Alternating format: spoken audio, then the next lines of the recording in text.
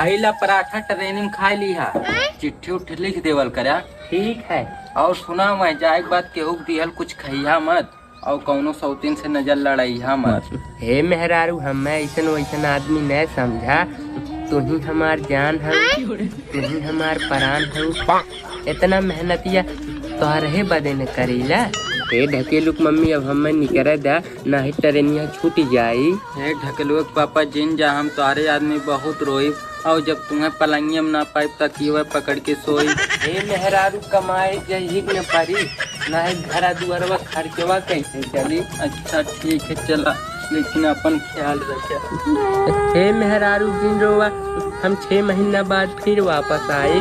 परदेस जाके परदेसिया जनी रोआए गोरी मुड़ावा फिराए लागी।